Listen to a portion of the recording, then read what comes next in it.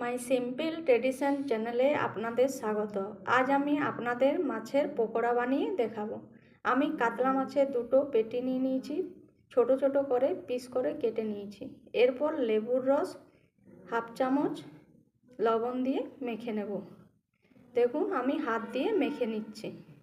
এরপর ভাজা মশলা গুঁড়ো শুকনো খোলায় গোটা জিরে ও শুকনো লঙ্কা ভেজে গুঁড়ো করে নিয়েছি। হাফ চামচ গুঁড়ো মশলা, হাফ চামচ গোলমরিচ, দেখুন ভালো করে মিক্স করে নিতে হবে। 1 চামচ আদা পেঁয়াজ রসুন বাটা 1 চামচ। এরপরে ভালো করে হাত দিয়ে মিক্স করে নিতে হবে। দেখুন ভালো করে মিক্স করে নিচ্ছি। 5 চামচ বেসন নিয়ে নিয়েছি। এরপর হাফ চামচ লবণ, আপনারা আপনাদের পরিমাণ মতো লবণ দিয়ে নেবেন। ভাজা মশলা গুঁড়ো হাফ চামচ, ধনে পাতা কুচি 1 চামচ, লঙ্কা কুচি হাফ চামচ। এরপরে হাত দিয়ে মিক্স করে নেব। ব্যাটারটা ভালো করে তৈরি করে নিতে হবে।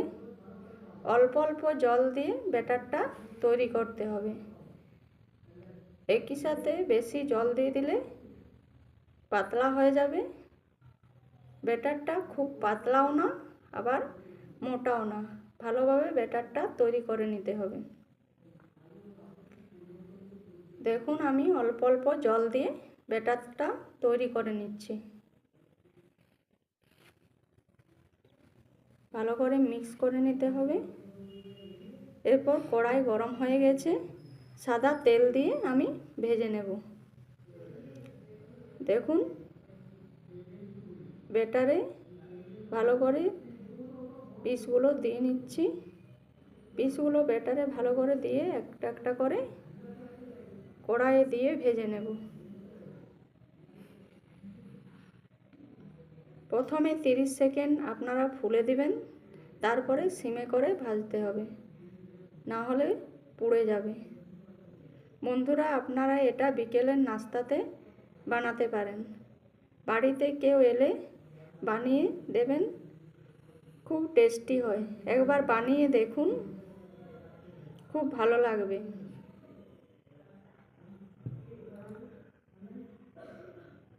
এরপর বাদামি কালার হয়ে গেলে আমি উঠিয়ে নেব।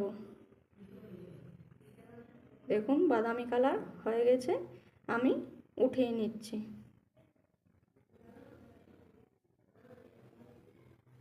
এরকমভাবে আমি অন্য পিসগুলো ভেজে নেব।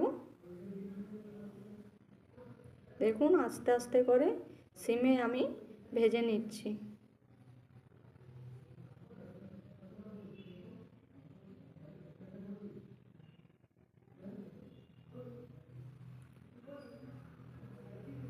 দেখুন হয়ে গেছে, আমি সব উঠিয়ে নিচ্ছি।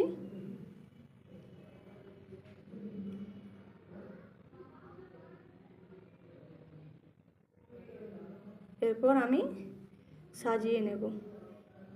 আমি ভালোভাবে সাজিয়ে ওপর থেকে বিট নুন দিয়ে নিলাম। আমার চ্যানেলটি ভালো লাগলে অবশ্যই সাবস্ক্রাইব করে দেবেন। ভালো থাকবেন, সুস্থ থাকবেন। ধন্যবাদ।